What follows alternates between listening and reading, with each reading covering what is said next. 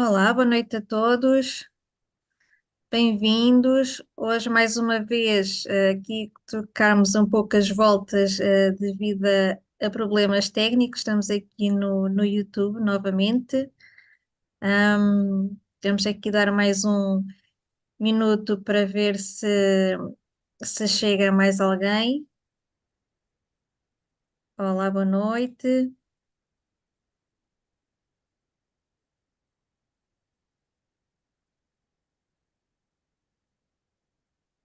Vamos dar aqui só mais um minuto para as pessoas fazerem a transição.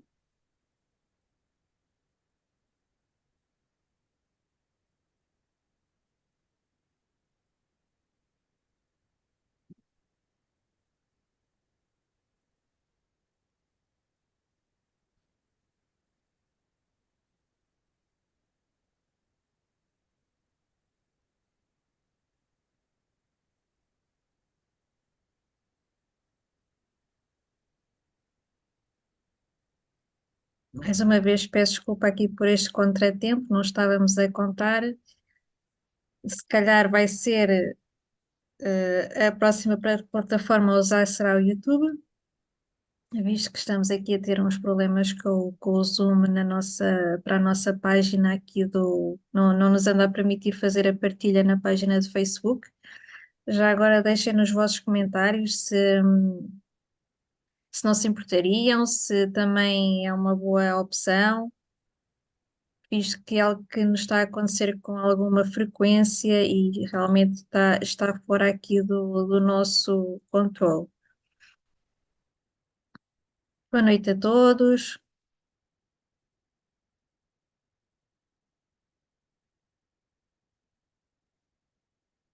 Bem, já temos assim um número interessante. Acho que, Dr. Pedro, podemos, se calhar, iniciar aqui a apresentação.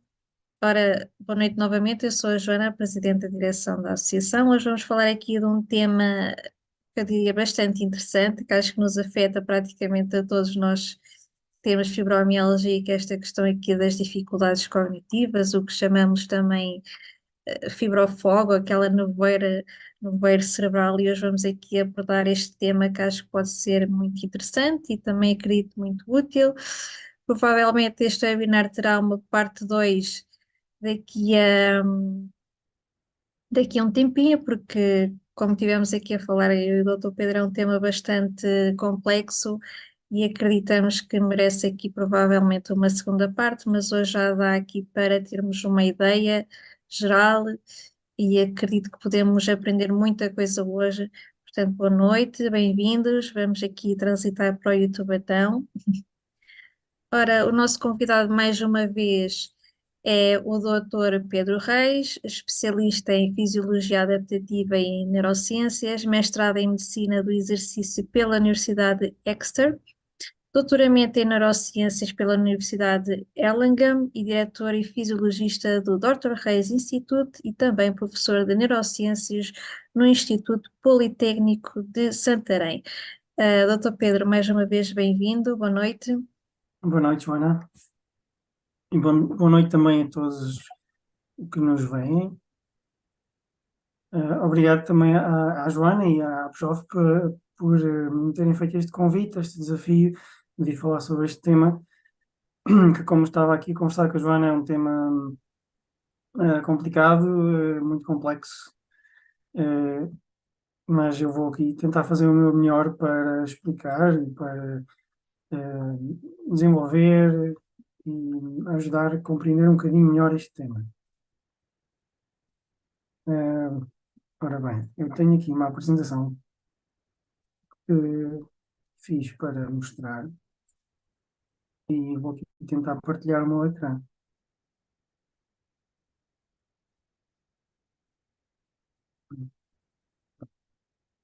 Estava só assim de feedback da Joana, olha, temos ver, Sim, dá para ver. sim dá para ver. Ok, então, vamos então aqui, vou aqui introduzir o tema, o fibrofog, dificuldades cognitivas em pessoas com fibromialgia. Isto é como a Joana estava a dizer, é uma dos problemas que as pessoas com fibromialgia se deparam frequentemente. E também é um tema que não está muito bem explorado, não se fala muito, fala-se muito das dores, mas a verdade é que quem tem fibromialgia sente este problema, não é só a dor. Vou apresentar aqui, a Joana já apresentou, não vou aprofundar muito mais. Eu, neste momento, como a Joana disse, sou professor de Neurociências e de Fisiologia e Anatomia no Politécnico de Santarém, também no Politécnico de Tomar, e sou especialista em recuperação de, de pessoas com doenças crónicas. Especializei-me também em reabilitação de doenças de medicina interna, de doenças oncológicas, autoimunes e, mais recentemente, para mal ou para bem, também na fibromialgia. E um pequeno índice sobre o que é que vamos falar. Vou falar aqui o que é a fibromialgia, vou falar também um bocadinho sobre mim e esta parte da fibromialgia, o que é o fibrofogo, os sintomas desta condição, do fibrofogo, nomenclatura inglesa, mas em português é névoa cerebral ou neblina cerebral.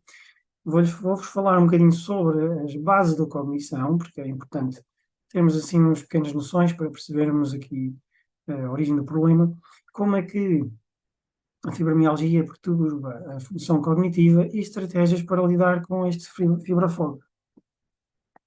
Então, aqui muitos já sabem com certeza o que é a fibromialgia, uma condição crónica caracterizada por dor musculoesquelética difusa, fadiga, distúrbios do sono, pontos sensíveis e muitas outras coisas que nos livros, nas definições oficiais não sequer lá estão, mas as pessoas sabem que têm.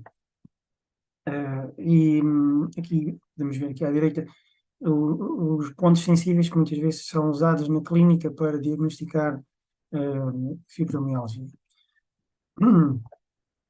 Então, aqui vamos falar agora quem é que tem fibromialgia. Fala-se muito que é uma prevalência das mulheres, os homens é uma prevalência muito mais reduzida, cerca de 97, 90% são mulheres, o resto são homens.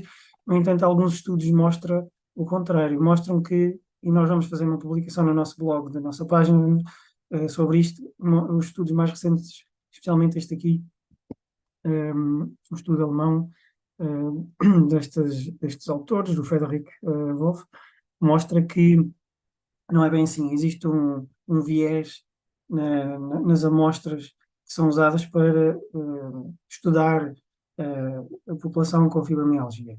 E eles, na verdade, encontraram que e vamos por aqui, cerca de 60% das pessoas com fibromialgia são mulheres. O resto são homens, mas, no entanto, 90% dos pacientes com fibromialgia são mulheres e o resto são homens. Isto quer dizer o quê, nesta estatística? Que os homens, apesar de terem fibromialgia, não são tratados, não se queixam, e os autores neste artigo falam exatamente disto, que há uma maior aceitação em relação às mulheres terem dores e serem tratadas para a dor, e os homens não. Ou seja, 6%, apenas 6% das mulheres com fibromialgia não são tratadas e só 4% dos homens com fibromialgia são tratados.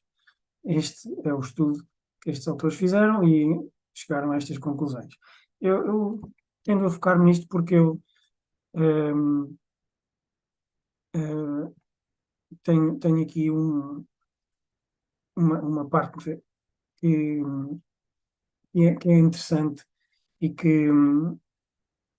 e porque sou homem e tenho fibromialgia, que já vou falar nessa parte. Portanto, tendo aqui a tentar falar um bocadinho mais sobre isso. Pronto, como a Joana falou, eu fiz uma mestrado em Medicina do Desporto na Universidade de Exeter, no Reino Unido.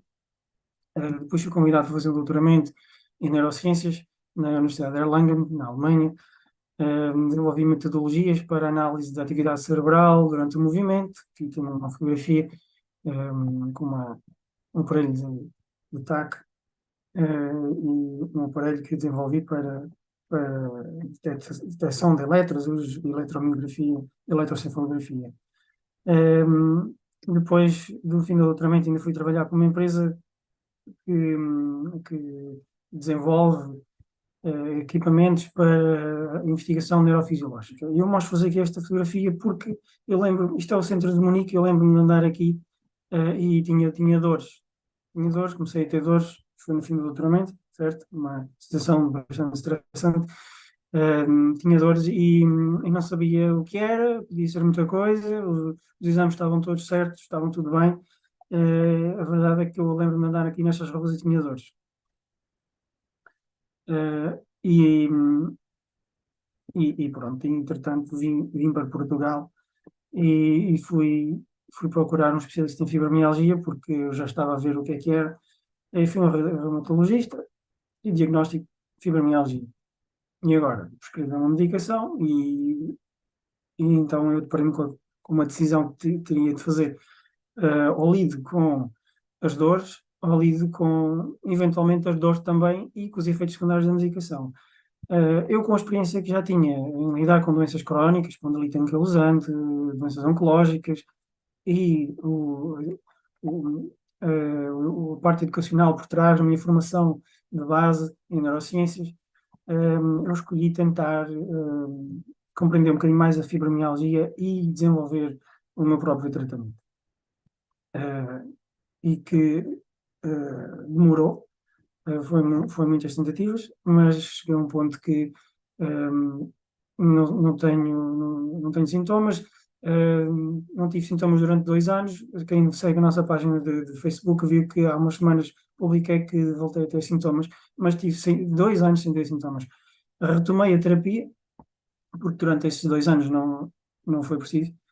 Agora já estou melhor outra vez. Pronto, e agora vou-vos aqui falar um bocadinho mais sobre a fibromialgia e aquilo que eu descobri sobre a fibromialgia. Vamos falar sobre a natureza da fibromialgia. Muitas pessoas já sabem que é uma doença que afeta o sistema nervoso. Tem base no sistema nervoso central, sistema nervoso autónomo, mas a natureza da fibromialgia não é só o sistema nervoso. Também tem uma parte da energética, a parte metabólica. Os estudos demonstram que as células das pessoas com fibromialgia, os neurónios, por exemplo, as células musculares têm uma capacidade ou um armazenamento de energia em forma de ATP, que é a molécula de energia que as células usam. Este armazenamento está reduzido. Também o sistema digestivo está afetado. Muitas pessoas com fibromialgia têm problemas digestivos. Acho que ainda não encontrei ninguém com fibromialgia que não tivesse problemas digestivos. E este sistema de problemas digestivos vão afetar também o resto. Vão afetar o sistema nervoso, vão afetar a produção de energia, porque há ali muita coisa que não está a funcionar bem. Isto é mais um tema para falarmos noutro webinar. Mas agora vamos aqui focar na parte do sistema nervoso. Isto é difícil estar a separar as coisas, porque isto está sempre tudo junto. O sistema nervoso também tem influência do sistema digestivo e vice-versa. Mas vamos aqui focar no fibrofog. Fibrofog. Então, o que é aqui o fibrofog? É uma disfunção cognitiva sentida por muitas pessoas com fibromialgia. É definido desta forma, é um estado de nebulosidade mental, e as pessoas têm a dificuldade na concentração, na atenção, clareza do pensamento, e é muitas vezes mal compreendido. As pessoas têm estes problemas e não estão tratadas, não estão compreendidas. As pessoas com fibrofoco, têm fibromialgia, têm dificuldades em concentrar-se, lembrar-se claramente das coisas, e isto resulta tudo numa grande frustração. Sentimentos de isolamento, diminuição da autoestima, e tudo o que implica. Muitas vezes as pessoas à nossa volta não compreendem o que é que se passa, mesmo as pessoas com fibromialgia também não compreendem. Então, mas eu não consigo fazer, ai da idade, ai da doença, ai dos medicamentos. é tudo junto. A verdade é que estes são os sintomas e estas são as coisas com que as pessoas com fibromialgia se deparam em relação ao fibrofogo. Sente também uma lentidão nos pensamentos, né? Vamos aqui ver mais sintomas. Dificuldade de memória, especialmente a curto prazo, problemas de concentração, de atenção, lá está o que está a dizer, esta lentidão do pensamento, diminuição da velocidade de processamento, a dificuldade em encontrar as palavras, a ver se eu aqui não tenho problemas em encontrar as palavras, sentir-se mentalmente lento. Lá está, aqui também a diminuição da velocidade de processamento. Mas o sentir-se mentalmente lento já é a pessoa que está a sentir, já está consciente que está a ter aquele problema. Pronto, a pessoa muitas vezes sente que o cérebro está confuso, é difícil pensar claramente, ou aprender até aprender coisas novas. E tem dificuldade em selecionar as tarefas onde se vai focar. Uh, e muitas vezes num período prolongado de tempo. Se calhar tem um período de atenção mais curto. Ou seja, há aqui uma ineficiência da cognição. Portanto, aqui é importante nós, quando explicamos a outras pessoas que não têm fibromialgia, explicar isto. E imaginar a frustração, por favor, imagine a frustração de se esquecer de algo que acabou de aprender. Ou a dificuldade em acompanhar uma conversa no jantar, ou a sentir que o cérebro está a ficar para trás, mais lento, em situações do dia a dia. Com o passar do tempo, está cada vez mais lento, não consegue acompanhar aquilo que está a acontecer. São experiências reais das pessoas com fibrofoco. Portanto, aqui, quando estamos a explicar estas coisas desta forma, estamos a ajudar as pessoas a compreender aquilo que se está a passar connosco, com o fibrofoco. Vamos falar agora aqui um bocadinho mais especificamente destes problemas, o impacto no fibrofogo nas diferentes funções cognitivas. Aqui a função executiva. Vamos só ver aqui se eu consigo.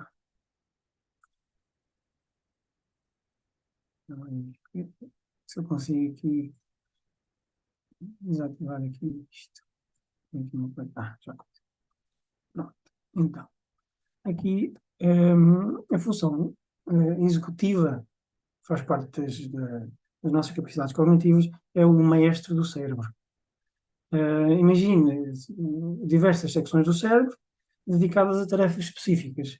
Não é o cérebro, nós sabemos que temos ali diferentes áreas do cérebro, umas têm umas funções, outras têm outras, não é? Temos a função da memória, a função da visão, a função do raciocínio, e depois isto tudo combina-se na função executiva.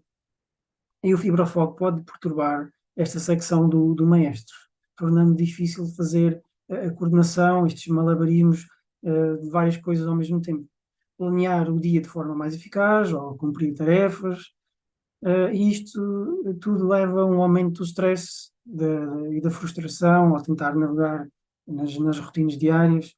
Portanto, por isso é que eu tenho aqui uma lista de fazeres, porque é uma das coisas que o fibrofogo traz às pessoas com fibromialgia, que é a dificuldade em planear uma lista, tomar as decisões, escolher prioridades às tarefas, ao trabalho, decidir o que vestir de manhã. Tudo isto requer as funções executivas, e isto está impactado no fibrofogo. Outra função impactada, a atenção, não é? Que é a capacidade de nós nos concentrarmos em algo específico e filtrar as distrações. Eu conheço pessoas que está tudo à volta, pode estar ali acidentes, coisas como muito barulhentas a acontecer, e a pessoa concentra-se, está ali concentrada. Isto é atenção. No fibrofogo existe então uma dificuldade em concentrar-se numa apresentação do trabalho, se há ruído de fundo, alguém está a falar lá perto. Normalmente os nossos cérebros conseguem concentrar-se no que é importante, eliminar o ruído de fundo, filtrar e tirar as distrações. O FibroFog perturba esta capacidade e torna difícil a concentração em tarefas ou em conversas, especialmente em ambientes estimulantes. E isto leva a uma sobrecarga e frustração em situações que exigem concentração, certo? Outra coisa que o FibroFog impacta também é a memória. A memória a memória, a capacidade de se recordar de um número de telefone, de recordar de acontecimentos de infância, de outras coisas. É a capacidade de nós nos lembrarmos de um colega novo. Às vezes as pessoas com fibrofoco esquecem-se de onde estacionar o carro, têm que fazer um esforço para se lembrar de pormenores específicos de um filme que viu há uns dias, e têm problemas de recuperação da memória a longo prazo. Portanto, isto é mais um dos problemas do fibrofogo, que é a memória. Isto também leva a mais frustração, porque a pessoa percebe que se esqueceu. Então, mas eu ainda agora fiz aquilo, ou ainda agora vi aquilo, ou falei com aquela pessoa, já me esqueci. Dúvida, autodúvida, confusão, são todas realidades com que as pessoas com fibrofogo se deparam. Outra coisa que o fibrofogo impacta é a velocidade de processamento, não é? Que é a capacidade que o cérebro tem para pensar e reagir e processar informações num determinado tempo, ou rapidamente. Uma das coisas que se nota é que as pessoas com fibrofogo sentem que os outros falam demasiado depressa, têm dificuldade em seguir o fluxo da conversa. Eu espero que não esteja a falar muito depressa. A pessoa com fibrofogo também demora mais tempo a compreender as instruções ou explicações complexas, e demora mais tempo a reagir a certas situações. Portanto, imagine que o seu cérebro é como um computador e o FibroFoc abranda a velocidade de processamento do computador. Demora mais tempo a abrir a janela, por exemplo, demora mais tempo a gravar o documento. Então, e quanto mais complexa for a informação, mais tempo demora. Especialmente quando estamos a fazer várias tarefas ao mesmo tempo, ainda demora mais tempo. E isto leva à sensação de estarmos a ficar para trás ou a ter dificuldade de acompanhar o ritmo dos outros. Achamos sempre, olha, o outro é mais rápido que eu porque é que eu sou tão lento? Dito isto, temos que ter em conta o cérebro. O cérebro, podemos usar aqui uma analogia, uma orquestra. Aqui uma orquestra.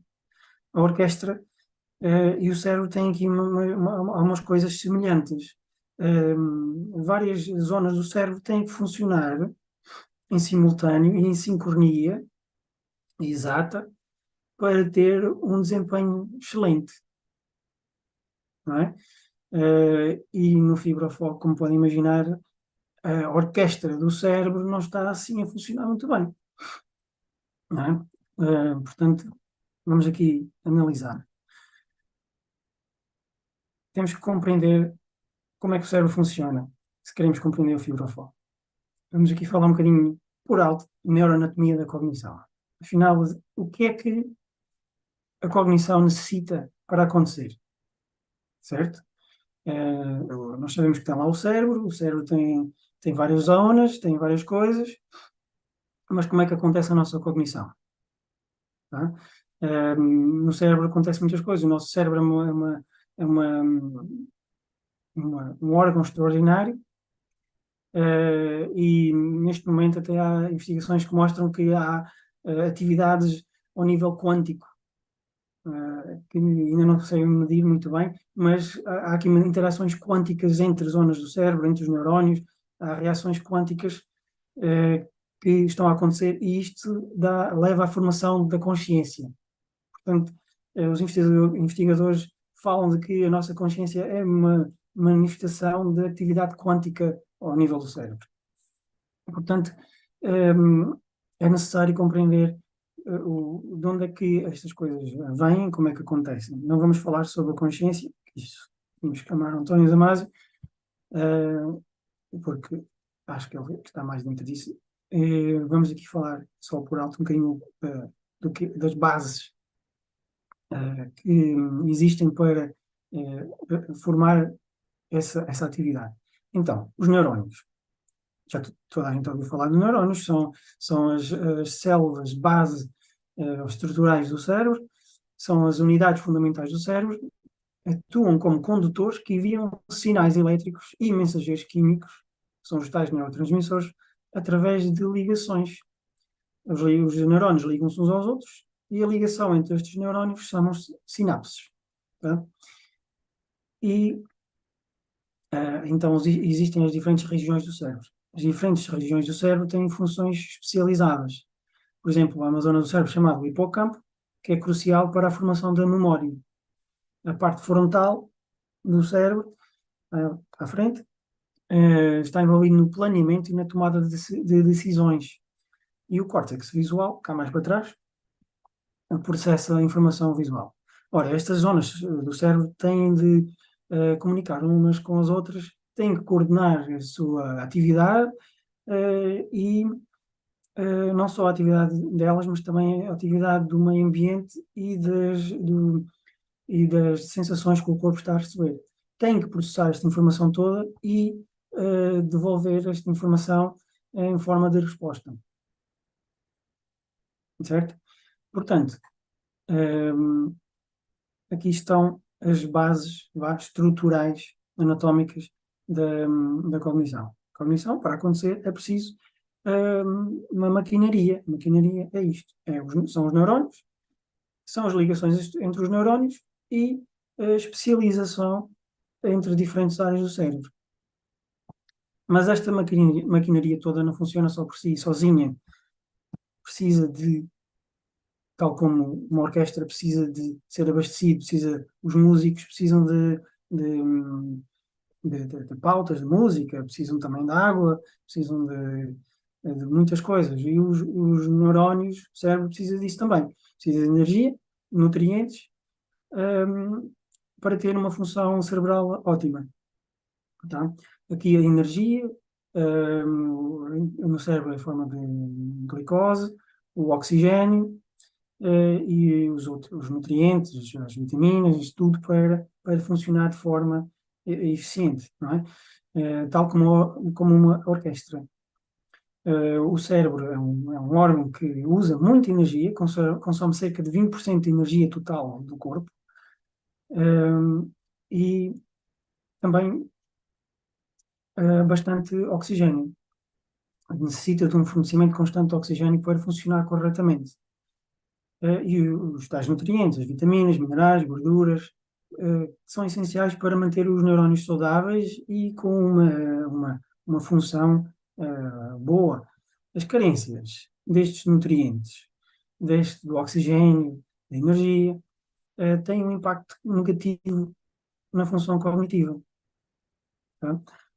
Portanto, temos aqui uma maquinaria, que são os neurónios, ou temos aqui a nossa orquestra, os músicos, são os neurónios, eles estão afinados e coordenados uns com os outros, e se falha ali alguma coisa, a orquestra desafina e não funciona corretamente. Se falha ali a energia, se falha os nutrientes, se falha o oxigênio, há ali qualquer coisa que não vai funcionar bem e a sinfonia desafina. Então, só aqui para resumir, não é? Estamos aqui no meio, no centro, o cérebro, e o cérebro precisa disto tudo. Precisa de energia, precisa de comida, tenho aqui a pirâmide dos alimentos, precisa de oxigênio. E precisa disto em certas quantidades, com certos tempos, precisa disto tudo. Quando isto não está bem coordenado também, então a função cognitiva sofre.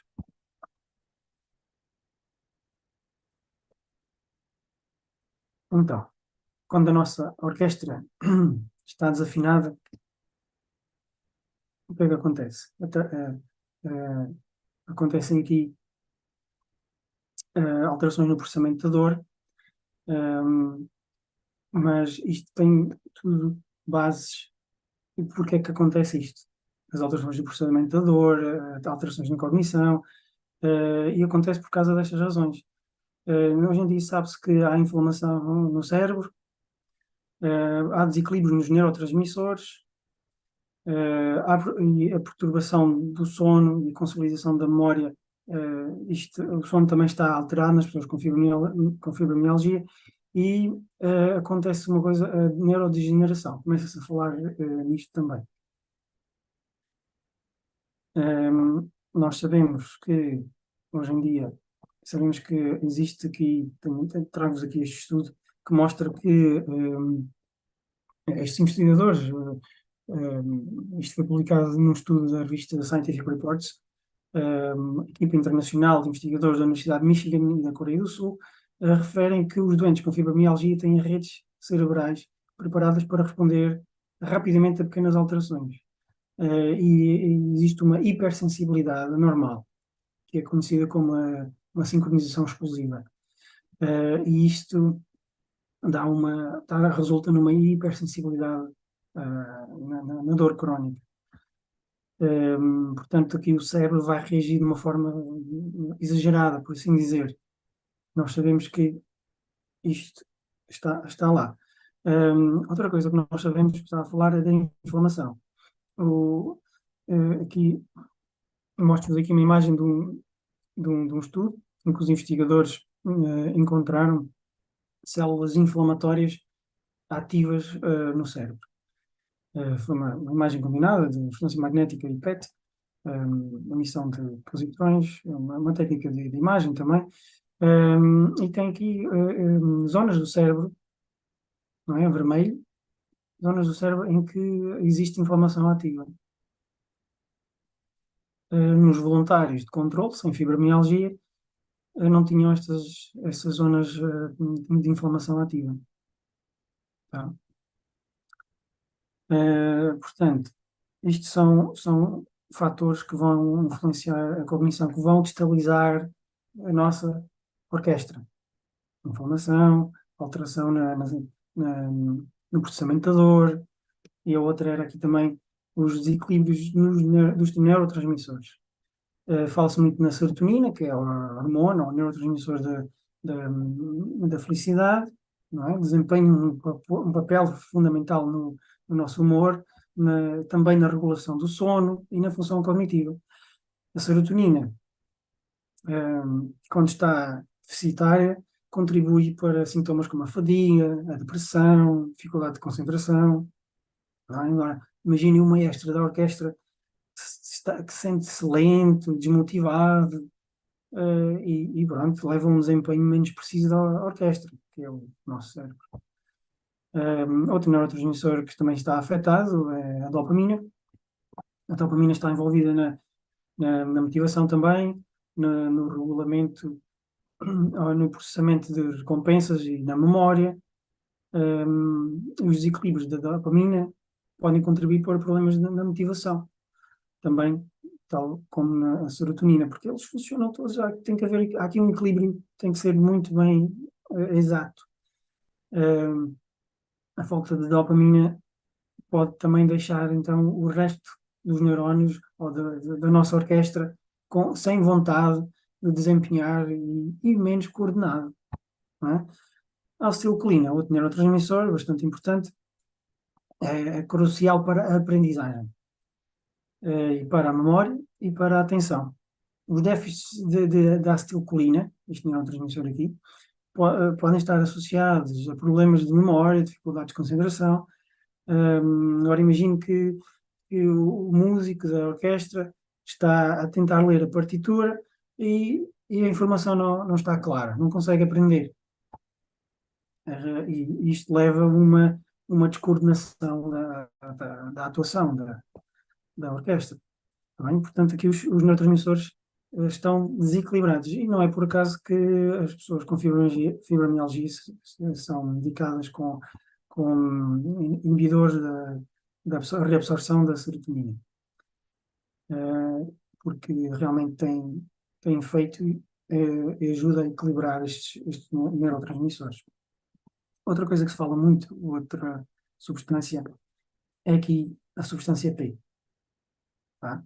Aqui a substância P não é uma zona do cérebro, não é uma glândula, tá bem? Já ouvi várias coisas assim esquisitas. É um tipo de neuropeptídeo e funciona, atua como um neurotransmissor e um neuromodulador. Isto aqui é a representação gráfica, a química da substância P. Tá bem? Portanto, a substância P atua como um neurotransmissor, é um neuropeptídeo. É segregado por várias células do cérebro, do corpo, e atua em diferentes zonas do corpo. Mas no cérebro, aqui está envolvido na inflamação. A substância P interage com o sistema imunitário também, e quando está a ser libertada, quando está a ser produzida, pode aumentar a inflamação através da ativação de células imunitárias. Como, por exemplo, naquele estudo que estava a mostrar há pouco, que tinha aquelas zonas a vermelho. E pode aumentar também a atividade de outras moléculas de sinalização da dor. Tá? Aqui, a substância P pode ser responsável por uma inflamação crónica de baixo grau, que pode danificar os neurónios, perturbar a comunicação entre eles, portanto, alterar ali aquelas ligações, as sinapses, e potencialmente agravando os sintomas de fibra foca.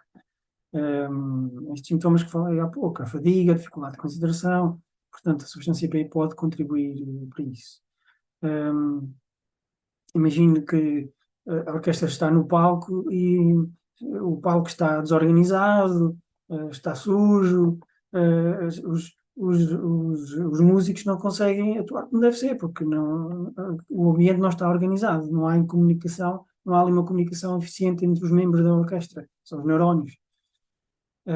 Portanto, há aqui que ter a intenção que é preciso um ambiente mais ou menos ideal, umas condições favoráveis para que haja esta atuação, este desempenho dos nossos neurónios. Quando isso não existe, dá-se todos os sintomas que as pessoas com fibromialgia têm, especialmente aqui no fibrofoco. A substância P, portanto, é um dos principais responsáveis pela resposta imediata à maioria dos estímulos nocivos, extremos, os estressores, ou stress, uma situação estimulante, negativa, que podem comprometer a integridade biológica de um organismo. Portanto, a substância P entra ali em ação. Portanto, a substância P é considerada como um sistema de defesa imediata, de stress, de reparação e de sobrevivência. Faz uma sinalização ao corpo para acionar vários sistemas de reparação, para o corpo se adaptar e conseguir sobreviver. Aqui, neste caso da fibromialgia, há aqui uma mala adaptação, há aqui uma disfunção deste mecanismo. Pronto. Também pode ser ativada cronicamente. Há doenças que, por exemplo, o cancro, ativam a formação de substância P durante longo tempo. Portanto, tudo que seja um estressor, uma coisa que possa danificar o corpo ou comprometer a integridade do corpo, vai ativar a formação dessa substância. Outra coisa que precisava falar era as perturbações do sono. O sono é bastante importante. É durante o sono que o nosso corpo liberta hormonas, neurotransmissores, as dendrites dos neurónios retraem de certa forma para se repararem, para se reorganizarem, e é importante para a consolidação da memória. Portanto, a má qualidade do sono é um sintoma comum da fibromialgia e vai, portanto, perturbar a consolidação da memória. E tenho aqui escrito: imagina o computador que não consegue guardar os ficheiros corretamente, grava com erros, ou não grava. Depois nós vamos a querer ler e aquilo não tem lá nada, não funciona. Quando o sono é prejudicado, o cérebro tem dificuldade em solidificar as memórias e as informações aprendidas durante o dia. é importante abordarmos este problema ehm, e melhorarmos a qualidade do sono. Já vamos falar como é que nós fazemos isso. Aqui ainda queria falar de mais uma coisa. Agora fala-se que talvez a fibromialgia seja uma doença neurodegenerativa. Houve aqui estes investigadores que publicaram nesta revista científica, PLOS ONE, que é uma das revistas científicas mais conceituadas a nível mundial, que eles encontraram uma correlação entre a fibromialgia e os nervos, e danos nos nervos da retina.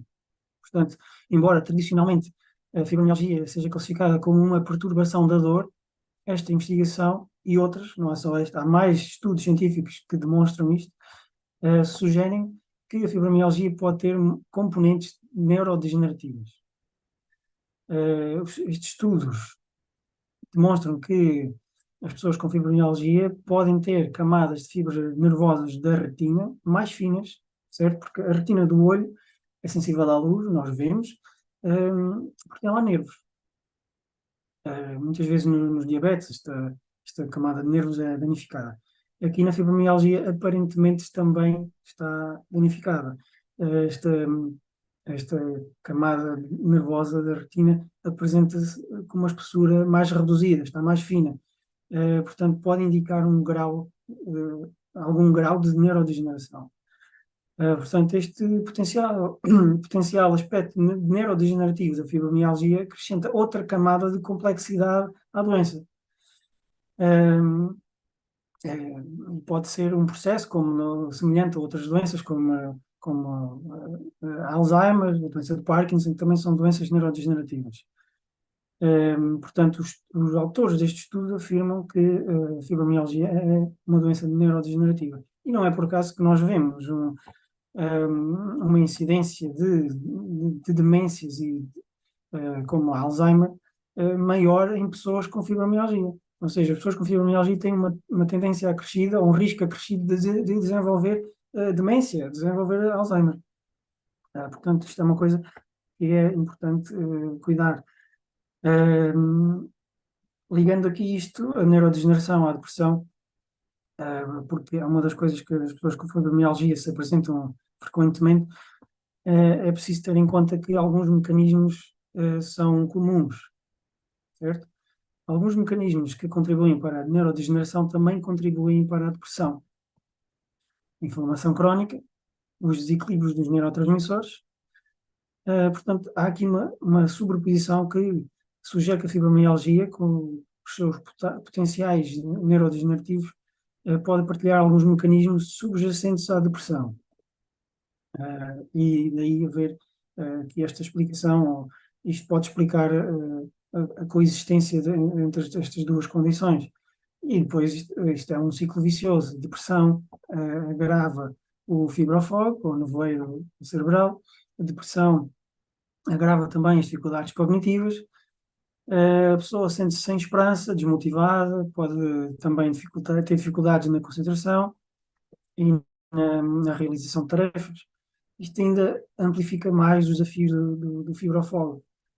E o fibrofogo agrava a depressão. As deficiências cognitivas do fibrofogo podem ser frustrantes e isolantes. A pessoa sente-se mais sozinha, sente-se com dificuldade de se lembrar das coisas, sente-se mentalmente lenta, e isto a pessoa desenvolve os sentimentos de desamparo, de desespero, e potencialmente piora a depressão.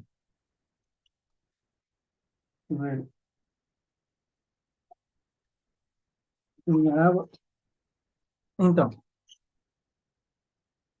tendo tudo isto em conta, como é que está a nossa orquestra? Como é que está a orquestra cognitiva da pessoa com fibrofogo?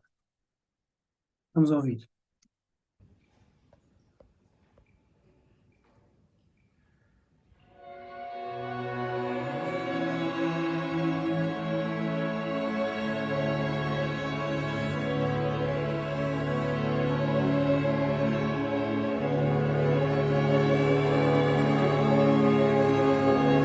É uma orquestra muito desafinada. É uma orquestra desafinada porque só pode, com estas coisas todas, com estes problemas todos, a nossa orquestra do cérebro não pode funcionar bem. E como é que nós podemos afinar a orquestra? Porque é possível, não é? Quando os violinos têm as cordas partidas, quando as pautas, as partituras não têm lá a informação correta, é difícil a orquestra funcionar, é difícil ter o seu desempenho como devia ter. Mas então como é que nós afinamos a orquestra? Quais são as estratégias para lidar com o fibrofone?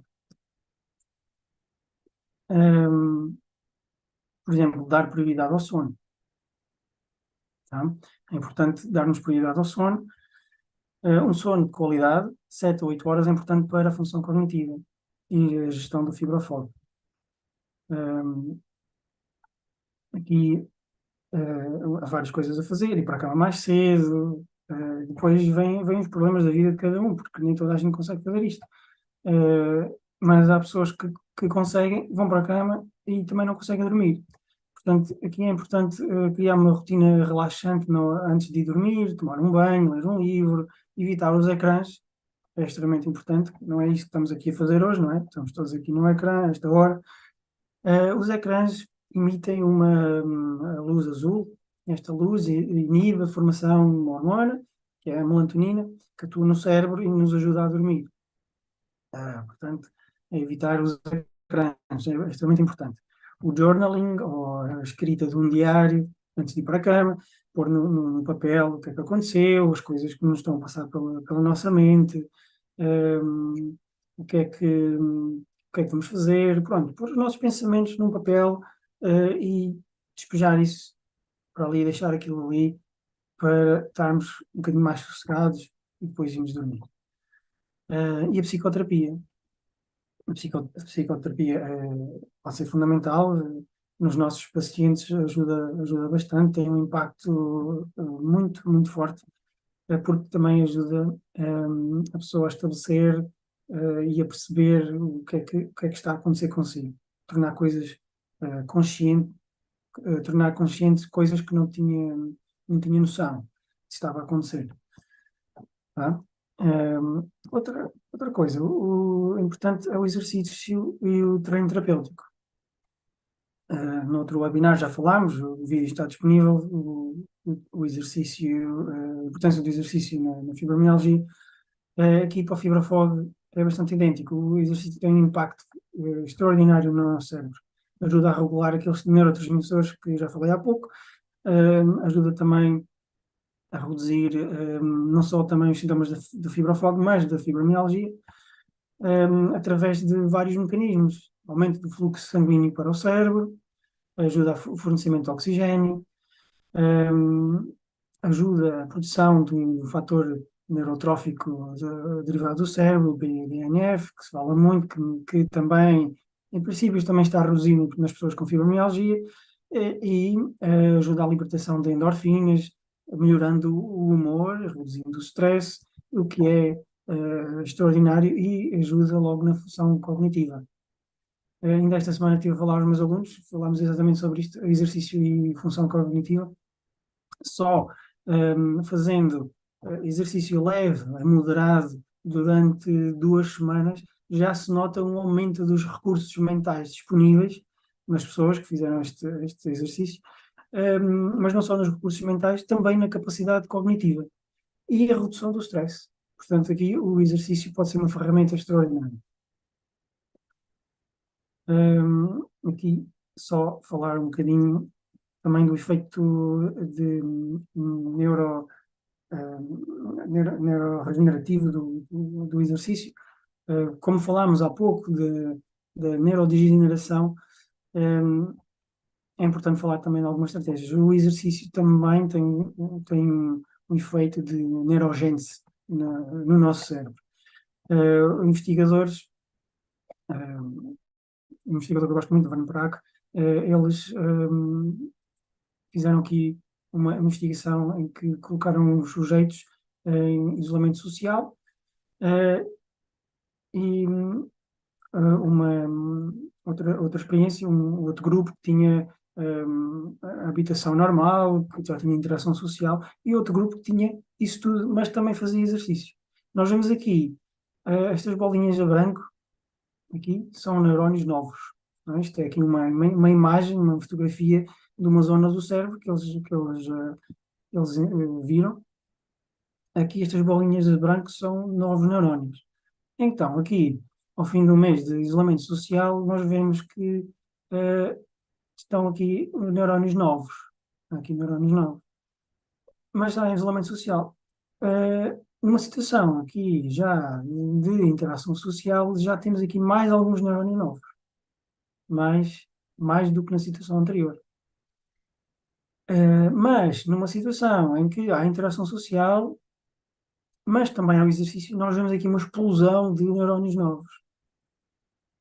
Não é? Aqui estas zonas brancas, até se nota aqui, são os axónios, aqui estas ramificações, são os axónios que estão aqui a fazer ligações uns com os outros, estabelecendo ligações entre os neurónios. Portanto, isto diz-nos tudo que o exercício é um fator crucial, fundamental para o desenvolvimento de novos neurónios, para a neurogênese, e tudo aquilo que acarreta, não é? Porque quando nós temos uma capacidade de neurogênese mais afinada, nós conseguimos ter uma depressão reduzida, não é? Porque na depressão também há uma neurodegeneração. Nós vemos até nos pacientes que fazem quimioterapia, a quimioterapia também afeta a formação de células novas, não só os carcinogénicos, mas também no cérebro. E isto gera uma desregulação nos neurotransmissores, na formação de novas células e causa mais depressão. Na fibromialgia, também acontece este fenómeno. A depressão também é causada por como eu estava a falar, uma alteração dos neurotransmissores e ali aquela zona toda da neurogênese. Portanto, o exercício vai ajudar a este processo todo e a comatar os problemas da doença. Para além de que ajuda também ao controle da dor, através da libertação das endorfinas, a redução da inflamação. Há certos exercícios que, feitos de forma adequada, são anti-inflamatórios, e ajuda também, como está a falar, à melhoria da qualidade do sono e ao bem-estar geral. Outra coisa importante é o stress. O stress faz o oposto do exercício. O stress impede a regeneração de novos neurónios. Portanto, é extremamente importante haver uma gestão adequada do stress. E muitas vezes isto passa por reconhecer os nossos limites pessoais e estabelecer limites. Eu não faço isto. Acabou-se. Não consigo, não posso ir para além do meu limite. Porque senão já sei que já sei que vou ficar mal. E mostrar isto às outras pessoas de uma forma adequada. O meu limite é este, não consigo mais, eu só consigo fazer isto. Pronto. E aí já estamos aqui a retirar uma potencial fonte de stress, que é a ultrapassagem dos nossos limites. Outra coisa que ajuda bastante, os exercícios da respiração, para a estimulação do sistema nervoso parasimpático, inibição do sistema nervoso simpático. E a respiração tem uma ligação muito forte ao nosso sistema nervoso e ajuda a acalmar. Eu faço isso com os nossos pacientes, exercícios de respiração. Às vezes as pessoas têm ansiedade, quando começam a praticar mais frequentemente a respiração, acalmam-se. Muitas vezes as pessoas nem se apercebem que não estão a respirar. É um processo que deveria ser automático, mas a pessoa está ali em apneia durante um monte de tempo e nem se apercebe. Então, afinal, o cérebro não precisa de muito oxigênio. Se deixam de respirar durante tanto tempo, afinal, depois não funciona. A meditação, o mindfulness, pode ser também uma forma extremamente eficiente de reduzir o stress. No mindfulness, na meditação, nós prestamos atenção mais ao nosso corpo, aquilo que estamos a sentir, e vai nos ajudar também a reconhecimento e estabelecimento dos limites pessoais. A meditação também tem um efeito anti-inflamatório. Eu não queria acreditar quando li um estudo científico sobre isto, mas contra provas, não há nada a fazer. A meditação tem um efeito anti-inflamatório sistémico no corpo. E, portanto, a meditação feita de forma adequada também ajuda a reduzir a inflamação. Caminhar a natureza, nós passamos o dia dentro de casa, esquecemos que de onde vimos. Nós somos seres vivos que precisam de estar rodeados de outra natureza também. Caminhar a natureza, muitas vezes até descalços, sentirmos o chão dos nossos pés, sentirmos a natureza à nossa volta, dá-nos uma sensação de enraizamento, de segurança, de estabilidade. Portanto, é muito, muito bom. E, mais uma vez, a psicoterapia. A psicoterapia pode ser fundamental, porque vai ajudar a tornar consciente coisas que possam estar subconscientes, muito escondidas, e vai nos ajudar a racionalizar e, a, e a lidar com essas coisas. Traumas, por exemplo. Não é? Outra coisa importante é aqui, para afinar a orquestra, a alimentação terapêutica adequada.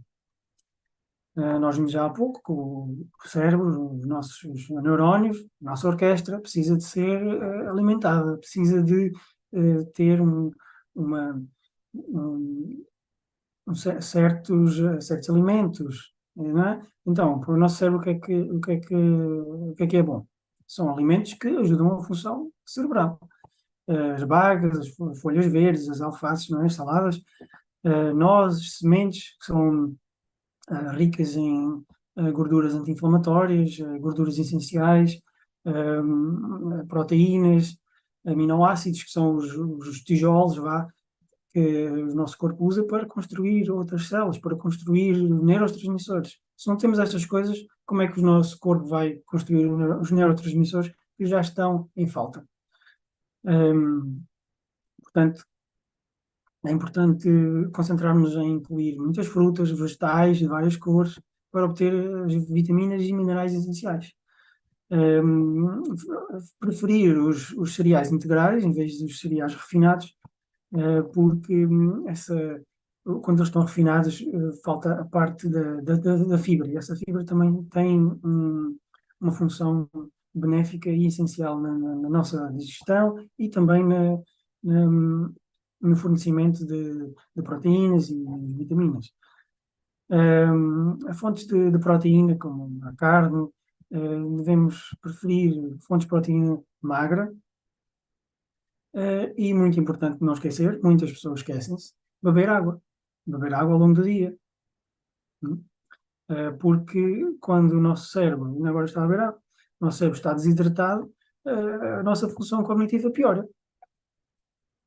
Muito importante aqui é também limitar os alimentos processados, as bebidas açucaradas e as gorduras não saudáveis, que são as gorduras saturadas. As gorduras saturadas podem ter alguma função, mas não precisamos assim de tanto de gordura saturada. Até porque a gordura saturada está demonstrado que tem um efeito inflamatório. Portanto, é evitar para não agravar os sintomas do fibrofog. Outra coisa que nós fazemos nos nossos programas para a fibromialgia é isto. Aqui a fototerapia. A fototerapia foi demonstrada que em 3 dias baixou a dor. Isto é uma dor relacionada com inflamação. Este senhor está aqui a usar na sua cabeça para reduzir essa inflamação cerebral e para ajudar a regeneração cerebral também. Nós vemos aqui a preto a dor, nível de dor após o uso das luzes da fototerapia. E aqui há riscas. Temos aqui a dor antes da terapia. Tá bem?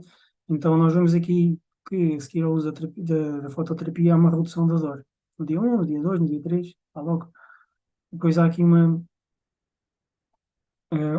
período que as pessoas não usaram, a fototerapia, não tiveram dor e a seguir voltaram outra vez. Era preciso usar mais uma vez, e o efeito regressa outra vez. Aqui neste senhor, nós podemos ver que ele não está só a fazer a fototerapia, ele está a fazer treino cognitivo.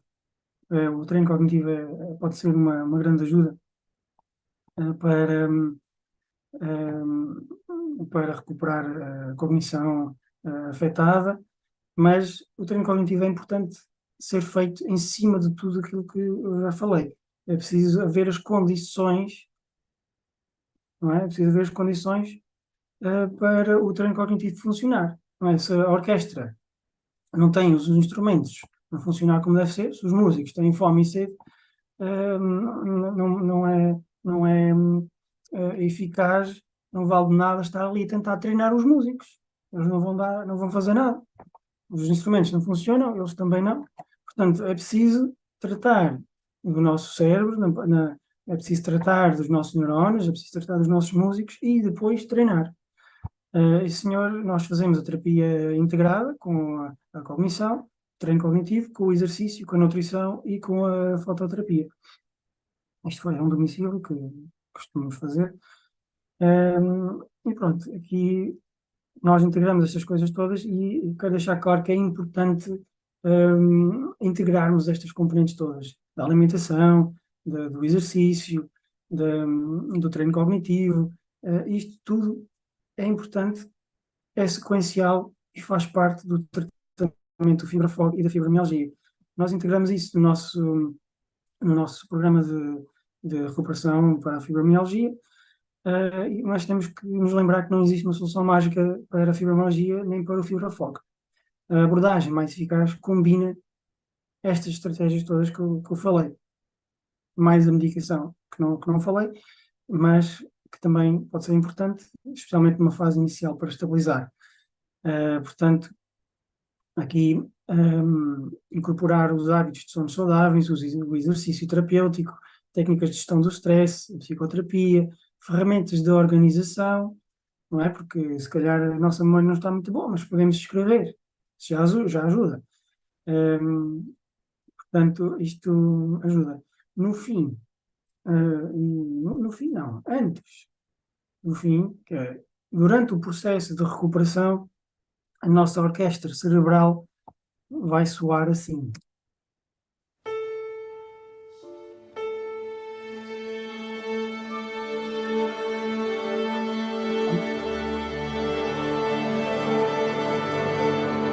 Portanto, este programa que nós temos para a fibromialgia é um programa de afinação, de instrumentação.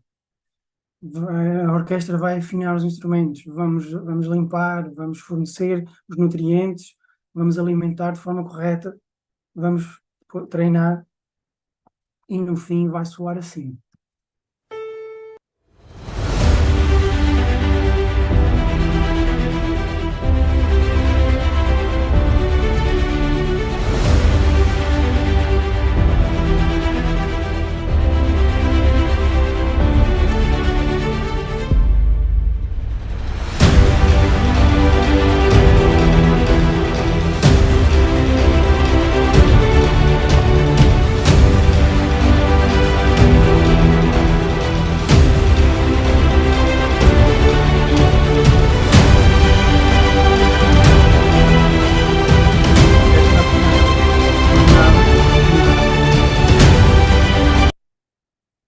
Para deixar ainda aqui um testemunho de uma paciente nossa que passou pelo Cândida programa. Oliveira. Cândida Oliveira. Fizemos um programa já há uns tempos e conta, como é que estavas antes?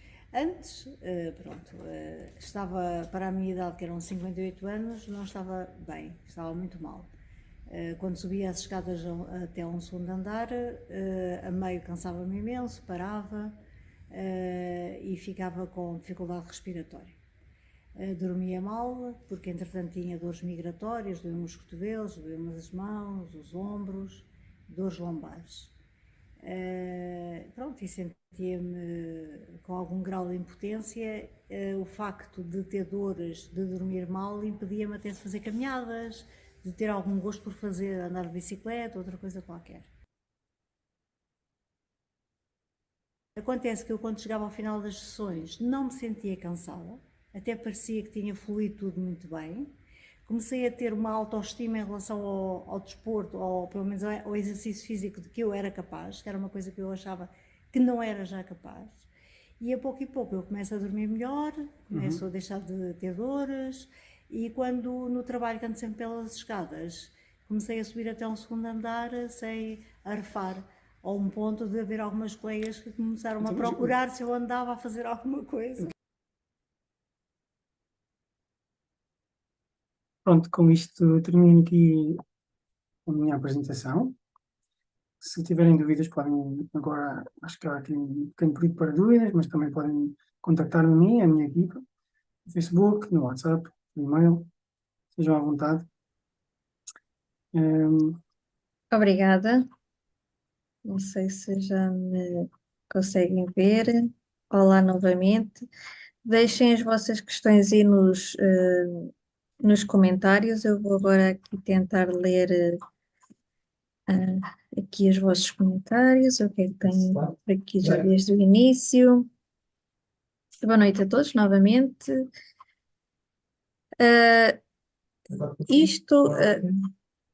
Pronto, junto deste ciclo vicioso do stress, etc., que acaba por impactar a questão da memória e não só, isto também pode impactar a nível da visão, por exemplo, certo? Por exemplo, temos aqui a Fernanda que fala aqui que muitas das vezes sente dificuldade em ver e parece que está sempre com calor na cabeça, por exemplo, e esquecimentos muito rápidos, tudo mais. Uhum. Bem, é uma das coisas que as pessoas com fibromialgia relatam, o agravamento da visão. A visão pode agravar por diversas coisas, pela idade, por exemplo, outras doenças, diabetes. Os nossos pacientes com fibromialgia normalmente não têm só fibromialgia, têm uma miríade de coisas. Portanto, é difícil dizer ao certo se a visão estará a ser afetada pela fibromialgia. Nestes estudos que eu falei sobre a neurodegeneração dos nervos da retina, os investigadores não encontraram que as pessoas tivessem ou desenvolvessem com o tempo problemas de visão. Okay? Eles demonstram e falam que existe uma diminuição da espessura da camada nervosa, da retina, mas não tem impacto na visão. Pelo menos eles não encontraram. Mas eu não poria isso de parte. Isto ainda estamos a estudar, ainda estamos a aprender. Pode ser que seja possível. Ok, pois pegando aí nessa parte da questão degenerativa, a Conceição pergunta-nos se o fibrofoga agrava com o avanço da doença. Será que isto tem alguma interligação? Uhum. Ok, mais uma vez, oficialmente a doença não agrava, não é? Mas nós sabemos que não é assim. O fibrofog pode agravar se aquelas condições de que eu falei se agravarem também. Se houver um desequilíbrio ainda maior dos neurotransmissores, se houver menos fornecimento de oxigênio, se houverem danos cerebrais, então o fibrofog agrava-se, certo? Portanto, aqui é importante nós não deixarmos estas condições acontecerem, porque quanto mais as condições forem inadequadas para o funcionamento do cérebro, mais o fibrofog se agrava, não é? Portanto, diminuir a inflamação, por exemplo. Agora, se nós não fazemos terapia adequada, porque a medicação não vai, à partida, impactar o nível de inflamação cerebral. Temos que implementar outras medidas que vão impactar essa inflamação. E daí, então, começar a fornecer as condições mais adequadas para o funcionamento cerebral. Okay? Não sei se fui claro o suficiente, mas aqui a resposta é que é possível o fibrofog agravar. Ok. Aqui também ela fala que já chegou a fazer um TAC cerebral, que não acusou nada, e pronto, sendo que é contabilista que é um bocadinho complicado lidar com, pronto, com esta situação, não é um trabalho que requer. Também tenho aqui, por exemplo, a Laura em baixo, que refere que também é professora e, e que tem diversos problemas a nível cognitivo, seja de atenção, concentração, memória, e que vai à junta médica e diz que está apta para trabalhar.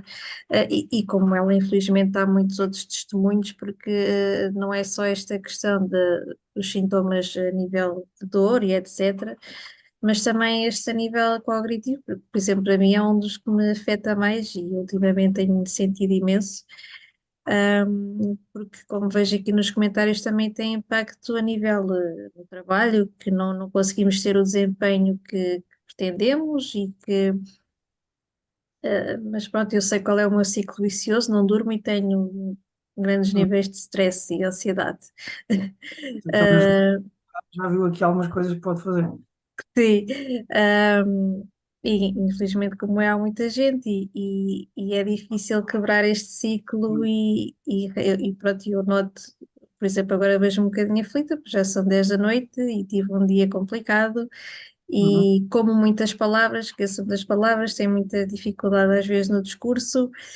ahm, e pronto, e eu vejo que também há muita gente que tem este tipo de problemas e depois vejo aqui, por exemplo, a Sónia Alves que até pensou que poderia ser algo nível de demência ou Alzheimer, que depois acabaram por levar ao diagnóstico de fibromialgia e diz que trabalha no setor público, na área dos fundos comunitários e que deu por ela não conseguir cumprir tarefas. Uhum. É, é Preciso notar complicado. que o que eu estava a falar é que realmente as pessoas com fibromialgia têm uma maior tendência a desenvolver demência. Portanto, é preciso, é necessário o quanto antes abordar este problema, porque senão vai agravando. É o ciclo vicioso, não é? Aquela coisa que eu estava a falar do ciclo vicioso, uma coisa vai agravando a outra e é preciso quebrar aqui, a certa altura, este ciclo, porque senão não conseguimos fazer as coisas. Aqui há sempre a questão, por exemplo, que a senhora está a falar que fez um TAC e não acusou nada. Pois, aqui os métodos de imagem médica são limitados. E uns são usados para umas coisas, outros são usados para outras. Eh, Nestes estudos que eu mostrei, por exemplo, aquele da inflamação, usaram uma técnica combinada de ressonância magnética e emissão de positrões, tomografia de emissão de positrões, combinado, no mesmo aparelho, para conseguir ter aquele resultado. Isto, até há pouco tempo, era uma técnica extremamente pioneira, só algumas universidades do mundo, a Erlangen, por exemplo, tinha, porque era a Siemens que estava a desenvolver isto, é que tinha, portanto, não é uma coisa que esteja assim disponível. E sim, não aparece na TAC. A TAC não vai mostrar isso, até porque a TAC é mais para tecidos rígidos. Pode-se ver algumas coisas em tecidos moles, mas não tem essa sensibilidade, não é específica para isso. Um, para detectar inflamação no cérebro, é preciso usar técnicas não muito usuais e complicadas, que neste momento ainda só são usadas na investigação. A senhora que é contabilista realmente deve ter uma grande dificuldade em desempenhar o seu trabalho. E isso, lá está, mais uma vez, o ciclo vicioso. Sente-se frustrada, fica pior, tem mais stress, e isso vai agravar a situação, o que vai causar ainda mais stress. Sim, Portanto, depois ela também questiona mais à frente e também uhum. a Sónia penso que também é como se gerir o stress e reduzir o stress no meio deste caos todo que nem comunicação muitas vezes lá vai. E acaba por ser um pouco complicado. Então, aqui o que eu falei na redução do stress, que a minha apresentação agora não está a funcionar. Na gestão do stress, tem aquelas componentes todas de estabelecimento dos limites pessoais, conhecermos a nós, conhecermos os nossos limites, e depois há aqui uma coisa que é difícil para muitas pessoas fazerem, que é realmente dedicarem tempo ao seu tratamento. Porque só com a medicação, que é rápida de tomar, não chega. Medicação rápida, já está. mas não vai chegar. A medicação é para ajudar ali qualquer coisinha, para não, pronto, para a pessoa ir sendo funcional.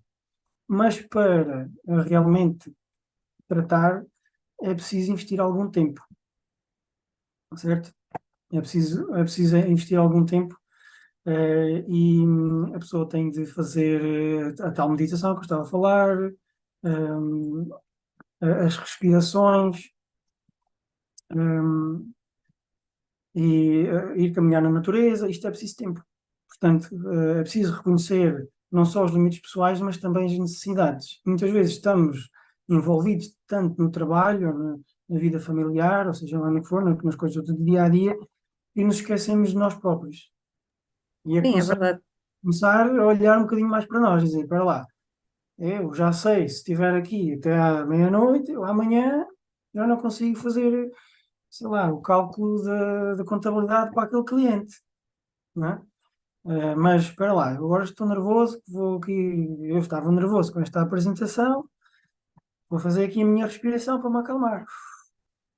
E pronto. E faço ali 5, 10, 15 minutos, estimulo o meu sistema nervoso simpático, acalmo, o meu cérebro foca-se e já consigo. Caminhar na natureza. Ainda ontem tive que ir dar ali uma voltinha, fui passear ali aos campos, fui ali em cima ao terraço, ver as estrelas. Tem de ser, porque nós precisamos de uma pausa. Nós não somos máquinas e vejam, mesmo as máquinas precisam de pausa, precisam de ir à inspeção, precisam de ir à revisão. Quando é que é a nossa revisão? Quando é que é a vossa revisão?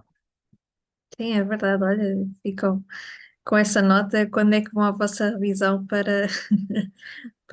e para mim também, para ver se cuidamos um pouco mais de nós. Aqui a Laura pergunta: serve qualquer tipo de exercício físico ou algo mais adequado? Já Não, fizemos um webinar sobre o assunto, não é? Mas, doutor Pedro, assim muito resumidamente, não é qualquer tipo de exercício. Quando as pessoas dizem, mas eu já faço exercício, é a mesma coisa que dizer, eu já tomo medicação, não é? Não faz sentido, porque há medicação para uma coisa, medicação para outra coisa, as doses interessam, o tempo da toma também interessa. Hum, Portanto, o exercício é um campo de ciência extremamente abrangente que é preciso ter em conta diversas coisas. Eh, e, portanto, não é qualquer exercício que resulta. Na fibromialgia, o exercício não é fácil, porque as pessoas com fibromialgia têm, na maior parte dos casos, intolerância ao exercício, portanto, é preciso fazer o exercício de forma adequada. E no outro webinar que fizemos, falámos sobre começar de forma faseada. Primeiro, uma forma mais calma, mais leve, usando uma escala de intensidade do esforço, uma escala subjetiva. Por exemplo, agora estou aqui sentado, tenho um esforço de exercício 1 ou 0, mas se eu for correr, ir correr atrás do meu filho mais velho, corre que se farta, já vou para o meu nível máximo, nível 10. Portanto, não é aí que eu quero ir, é um nível moderado. Um nível moderado e leve. E começar por aí, nível moderado e leve. E estamos a falar de exercício aeróbio, que é um exercício das caminhadas, corridas leves, andar de bicicleta devagar, isso é exercício aeróbio. Depois há o exercício de força, que é quando fazemos força contra qualquer resistência, sei lá, levantar uma garrafa de água, um garrafão de água, e aí já é importante as repetições de que fazemos nesse exercício de força, as pausas que fazemos entre as repetições, e tendo isto em conta, é preciso adaptar o nosso esforço e a cada pessoa. Por exemplo, se fizermos poucas repetições com uma carga mais elevada, aí pode ser que tenha uma atuação mais profunda no sistema nervoso. Se fizermos muitas mais repetições, já vai ter um efeito metabólico diferente, já vai haver uma exaustão dos neurotransmissores e das substâncias energéticas. Portanto, não é qualquer exercício. É preciso, eu sugeria terem supervisão. No exercício para a fibromialgia faz muito a hidroginástica, mas também não é a coisa mais adequada, porque é preciso ter em conta as pausas, as repetições, a intensidade. Um, eu sugeria começar pelo aquilo que se sentem bem, não ir ao limite de todo. Eu tenho várias pessoas que chegam a mim, doutor, então tem que ir ao limite, porque pensa-se que indo ao limite é que resulta. Mas não, tem que ser sempre abaixo do limite e começar muito levemente. Está bem? Começar com uma coisa leve. Ok. A Laura também pergunta se poderia explicar melhor em que consiste o treino cognitivo. O treino cognitivo, aquele senhor que eu mostrei, aquela fotografia, ele tinha uma espécie de um brinquedo, vá, e ele estava, às vezes está a resolver puzzles com cores, olha, palavras cruzadas no jornal, isso é um treino cognitivo. Um jogo de xadrez, às vezes com os meus pacientes, entre as pausas dos exercícios que estamos a fazer, exercício físico que estamos a fazer, ponho lá o tabuleiro de xadrez e estamos a jogar xadrez. Isso é um treino cognitivo. E vamos adaptando a dificuldade, à capacidade da pessoa. E conforme a evolução, vamos fazendo um bocadinho mais difícil, um bocadinho mais fácil, porque nem sempre estamos bem. Portanto, isto faz tudo parte da fisiologia adaptativa, não é? Vamos sempre adaptando o estímulo à receptividade do corpo. E o treino cognitivo é isto: é usar as capacidades cognitivas para resolver problemas. Podem ser a memória, sei lá, aquele jogo acho que era do quem é quem, ou que era, tinha as caras e nós tínhamos que adivinhar, não é? Isto é um treino cognitivo também. Mas aqui é importante adaptar conforme a capacidade da pessoa. Ok, depois também está aqui a Luanda que comenta que tem dificuldade em conduzir à noite, por exemplo, devido aos faróis, Uhum. que torna-se um pouco mais difícil. Eu também já apanhei assim um susto de conduzir à noite. Pronto, acho que também sinto um pouco mais de dificuldade. Acredito que possa ser, lá está, depois de um É. longo dia, o cansaço, Uhum. e depois com estas coisas todas à mistura, pronto, fica aqui um pouco complicado. Conduzir à noite pode ter muitas causas. O problema de conduzir à noite. Claro, Uma das coisas pode ser o agravamento do astigmatismo, os faróis, a luz espalha mais, pode ser, por exemplo, o cristalino do olho, mas pronto, isto é oftalmologia, o cristalino do olho já não está a funcionar tão bem, tem que usar aqueles óculos para ver ao longe, para ver ao perto, e depois pode ser mesmo o cansaço, pode ser mesmo esse cansaço que não está a reconhecer os obstáculos ou o caminho em tempo útil. Portanto, tem que cuidar desse problema, porque pode ser um problema para si e pode ser um problema para os outros. Portanto, é exato, importante pois. melhorar esta capacidade da atenção, não é? Da memória, porque estar a conduzir é um exercício intenso de atenção, de memória, de orientação espacial e envolve muitas áreas do cérebro que estão afetadas, especialmente quando a pessoa toma medicação. A medicação também ajuda em algumas coisas e piora outras. Portanto, eu sugeriria fazer terapia. Depois tenho aqui a Glória que comenta a fibromialgia mais a menopausa é igual ao fibrofogo 2. Acredito que uma gota neste oceano, não é? Para estar aqui a destabilizar um pouco. É assim, é o que eu estava a falar. Tudo o que destabiliza aquele ambiente, aquelas condições ideais para o funcionamento da nossa orquestra, não é? Da nossa orquestra, vai piorar tudo, não é? A nossa orquestra precisa daquele ambiente favorável ao seu funcionamento.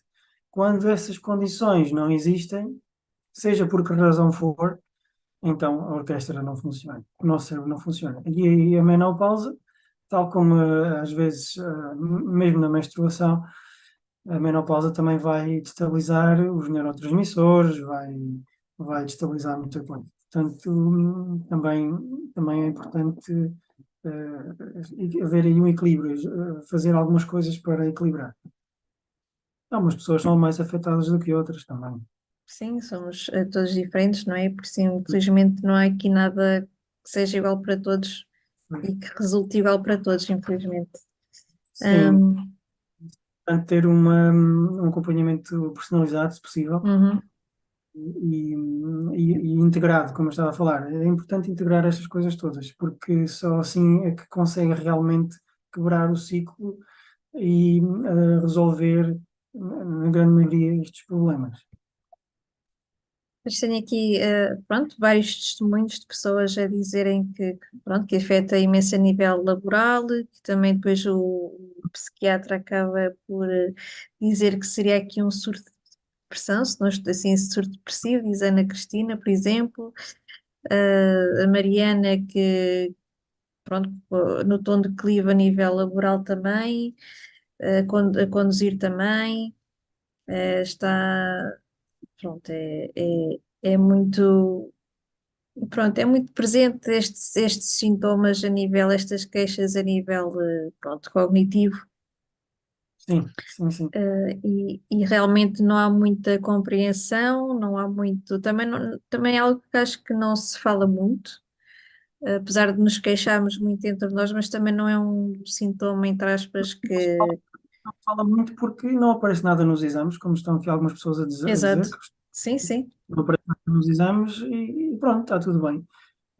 Mas a pessoa nota que há uma diminuição da capacidade Uhum. cognitiva. Mas também há testes cognitivos, de desempenho cognitivo que se podem fazer. Os psicotécnicos, por exemplo, são testes que se podem fazer de avaliação cognitiva. Só que lá está, não havendo uma causa biológica identificada, também não vai haver grande solução. Aqui a solução passa mesmo por estarmos conscientes do problema e como resolvê-lo. Eu aqui falei de algumas coisas que vão certamente ajudar a resolver. Quando nós identificamos estas bases, não é? Eu comecei por mostrar o que é necessário para o nosso cérebro, para a nossa cognição funcionar, não é? Precisamos ter aquilo. A seguir mostrei como é que isso está perturbado na fibromialgia, ok? Certo? E agora, como é que voltamos a ter aquelas condições ideais iniciais? É preciso fazer isso. Portanto, estas coisas que estamos aqui a ver são os sintomas e precisam de ser abordados, precisam de ser tratados. Exato. Bem, já são 10h30, se calhar vamos ficar por aqui. Ahm, não sei, doutor Pedro, tem alguma nota final sobre este tema que gostaria de deixar? Queria só deixar aqui a nota que é. Aqui, se alguém. Vou só aqui responder: a fototerapia não é muito acessível. Conforme. eh, conforme. Conforme a fototerapia que estejam a fazer. A nossa fototerapia até pode ser bastante acessível. Nós integramos tudo e também facilitamos quando a pessoa quer só fototerapia.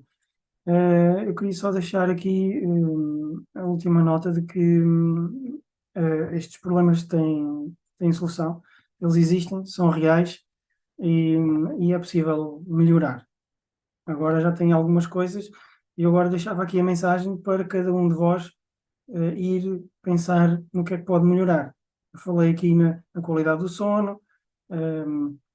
Será que passam muito tempo a ver ecrãs antes de dormir? Será que o vosso ambiente para ir dormir é um ambiente sossegado, não é? Escrever num papel as coisas, as preocupações antes de dormir, porque isso fica lá no papel, não vai para a cama. Portanto, há aqui várias coisas que eu já deixei. Façam. E como eu falei, não há milagres. Isto tem que ser feito. Tem que fazer isto. Senão, não vai melhorar. Vai continuar assim. E a Exato. decisão Eu, acaba. eu- eu deixo aqui a sugestão, nós podemos pegar aqui, se o Dr. Pedro permitir, nessas dicas que estão nos slides e de fazer mesmo uma publicação na nossa página, por exemplo, Sim, pode em ser. colaboração convosco, ahm, para ficarem essas dicas registadas e podem ir buscá-las sempre que quiserem, ou podem sempre também rever o webinar.